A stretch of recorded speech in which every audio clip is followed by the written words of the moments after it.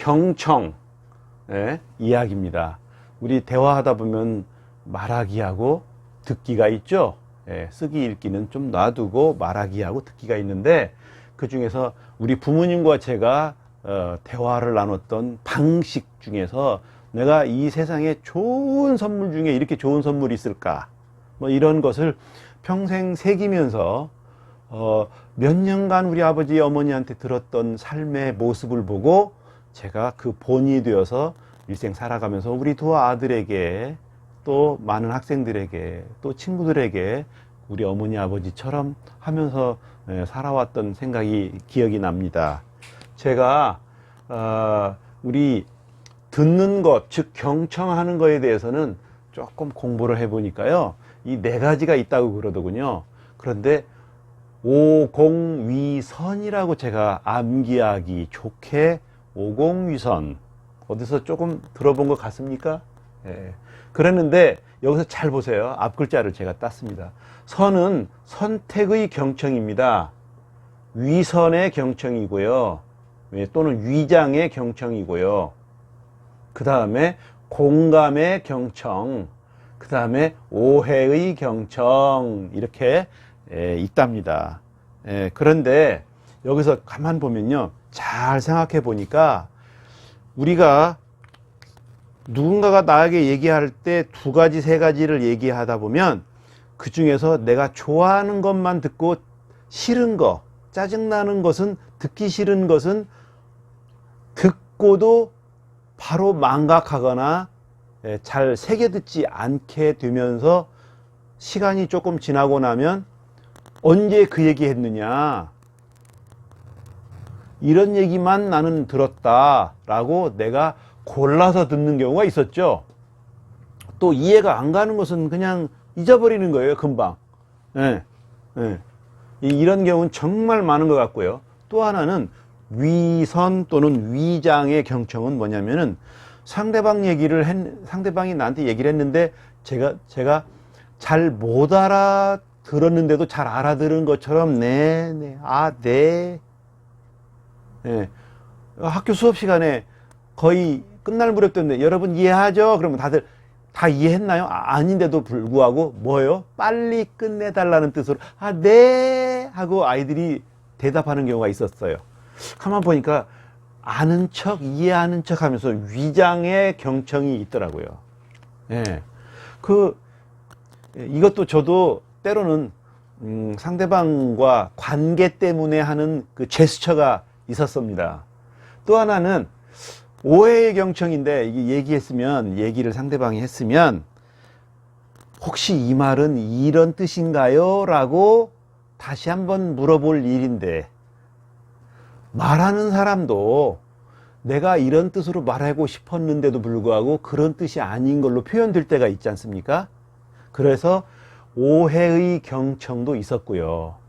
또 하나는 참 좋은 것이 뭐냐면, 그래 하고 충분히 내 말을 알아듣는 공감의 경청이 정말 살면서 필요하고, 얼마나 잘 들어주는 사람만 세상에 한두 세 사람만 있어도 일생 살아가는데 살만 나지 않습니까? 말할 수 있는 사람, 또는 어떤 얘기를 하더라도 내 얘기를 제대로 알아듣고 수용하는 사람. 예. 그런데 제가 바로 우리 어머니, 아버지로부터 선물 중에 선물. 자, 한번 그 일화를 얘기해 드리겠습니다. 얘기가 조금 길어서 미안합니다. 예. 한 번은 이런 일이 있었어요. 우리 아버지는 겨울철에 하루에 한가한 겨울에 농사를 지실 때 2시간에서 길면 3시간가량을 아침에 신문이 오면 그렇게 누우셔서 신문을 많이 읽었어요. 정말 거의 사사시 읽으시는 것 같았어요. 참 읽는 거 좋아하셨는데, 옆에서 그러다가 제가 아빠 또는 아버지 하고 부르면 우리 아버지는요, 얘기하거라. 뭐냐? 얘기해. 얘기 안 하고 뭐해? 어서, 그렇게 안 하셨어요. 자칫하면 무슨 경청이에요? 위선도 들 수 있고 위장도 들 수 있고 선택도 들 수 있고 오해도 생길 수도 있잖아요. 예. 그런데 우리 아버지는요, 이렇게 체계적으로는 알진 못하신 것 같지만 손가락으로 신문을 읽던 곳을 딱 찝으시고, 예, 읽으셨던 자리를 손가락으로 찝으신 다음에 신문을 이렇게 제껴요. 제끼고 나서 오야 우리 막둥이 하고 제 얼굴을 보셨어요. 그리고 뭐냐 이게 별거 아닌 것 같지만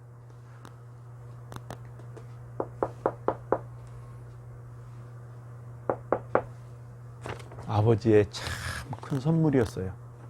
그런데 우리 어머니는요, 부엌에서 설거지를 하실 때 제가 옆에서 어머니 일을 돕다가 꼭 일에 관한 이야기 말고도 가끔 가다가 엄마 나 이런 일이 있어서 좋아요, 이럴 때는 나의 감정을 표현할 때 있죠. 이럴 때는 조금 속상해요 라고 감정 표현하고자 할 때가 있지 않습니까? 이럴 때 어머니는 바삐 뭔가를 뭐 하실 때가 있어요. 특히 뭐 설거지를 한다든지 그러면은 막 일하시다가 보면은 옆에서 얘기하면 얘기해. 아, 엄마 바쁜 줄 알잖아 하면서 얘기해. 그러면 어떨까요? 됐어요. 아니에요. 이럴 수도 있잖아요. 그러면 옆에서 분위기가 조성이 안 됐을 때, 어린아이는 그때 뭐 분위기고 뭐고 아나요? 그러면은 별 싱거운 놈 다 봤어. 뭐 이렇게 말할 수도 있잖아요. 근데 안 그랬어요. 우리 어머니는 바쁘시더라도 하다가 고개를 콕 돌리고 오이야 우리 강아지 우리 막둥이 뭐냐, 꼭 어머니 아버지는 바쁘시더라도 중요한 우리 자식하고 고개를 돌려서 얼굴 대 얼굴을 몸을 돌려서 얼굴 대 얼굴을 눈을 마주친다든지 그렇게 꼭 그러셨어요. 정말 그러셨어요. 그런데 나는 그 당시는 몰랐어요. 예. 근데 커서 보니까 사람들이 정말 얘기 듣는 자세가 건성이거나 대충이거나 자기중심적이거나 자기가 바쁘면은 자기 일만 하다가 대충 얘기해 알았어 하다가 오해도 생기고요. 듣는 척 하기도 하고요. 필요한 것만 듣고요. 이것이 약한 그런 경우를 저 자신도 주변에 많이 보면서 나중에는 그걸 가지고 얼마나 싸웁니까? 내가 이런 말 했잖냐고, 언제 그랬냐고 하면서. 그래서 저는 공감의 경청을, 그런 자세를 진심으로 해주셨던 우리 어머니 아버지, 다른 선물은 많이 안 하셨지만 이렇게 대화하는 선물을 해주신 우리 어머니 아버지 참 지금도 보고 싶고요. 정말 감사하고요.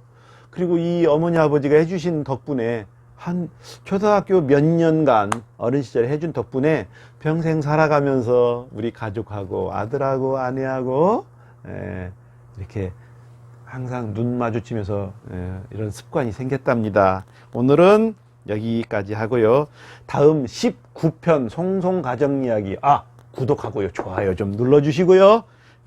19편에는요 우리 두 아들 이야기 중에 엇갈린 상, 제목이 엇갈린 상, 무슨 상? 엇갈린 상을 얘기하겠습니다. 형제간에 우애하는 이야기입니다. 오늘 여기까지입니다. 감사합니다.